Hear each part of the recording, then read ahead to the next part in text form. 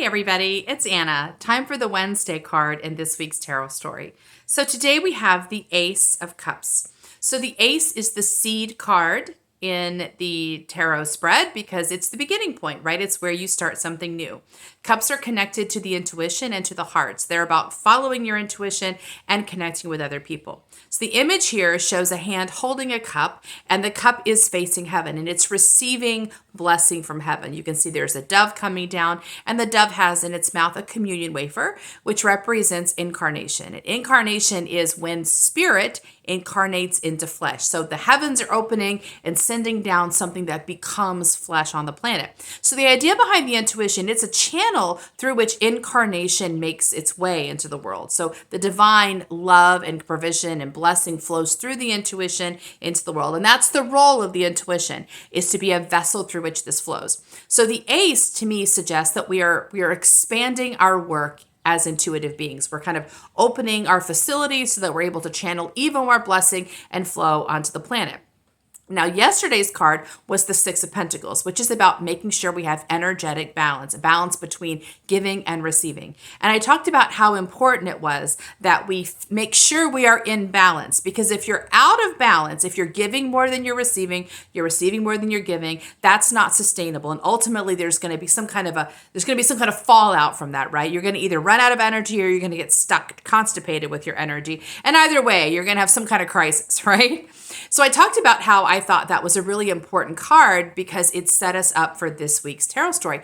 And this is what I was thinking about, right? So the Ace of Cups suggests we're expanding in our ability to become a vessel, right? So if you are expanding, so if you are in balance, then that means you're already kind of at a nice stable position. If you expand, there's always going to be some kind of challenge point to any kind of expansion. Okay, that's just, you have to renegotiate when you expand, anytime you expand. But if you're in balance, then this negotiation, you're starting off in a neutral place, which is good.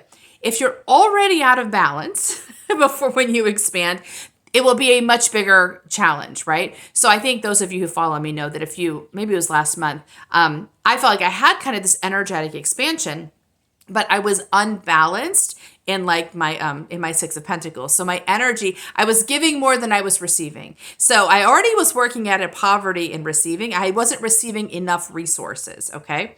I was already impoverished. Well, then a little bit impoverished. Well, then I expanded and I talked about how it was like a river. You know, the river has banks. And let's say you have a nice healthy flow, or maybe you have a low flow. And then you widen the banks even further. Well, now you've got even less water. So now you're at kind of a crisis point because the water is maybe only a few inches thick and inches deep. And so that's what happened to me is I kind of expanded, but I did not have enough energetic flow to balance it out. And I had some kind of weird health crisis as a result. So I think that it's important to recognize that you want to be fairly stable in order to be prepared for expansion. If you're an expansive energy, which most of my clients are, then you're going to be expanding. You're going to be expanding really whether you're ready for it or not sometimes. So it's really important to take seriously your own energetic well-being. I was kind of neglecting the fact that I wasn't getting very much support. Even the support I was getting, I wasn't letting myself fully receive it, right? So I was working really hard. I was doing a lot of stuff. I was increasing my giving, but I was not also increasing my receiving. And that's typical. I mean, most of us are better at one than the other. But since you are good at one and not the other, you have to actually deliberately, intentionally develop your skills in the other areas. So I have to work at developing a bigger capacity for receiving.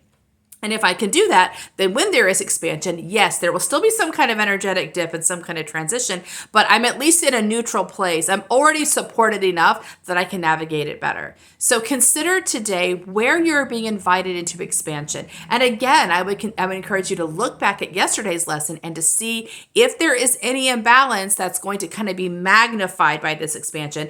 And actually, if you didn't catch it yesterday, when you expand, you'll probably catch it then because it will get worse. So no problem. You know, this is all about negotiation and transition.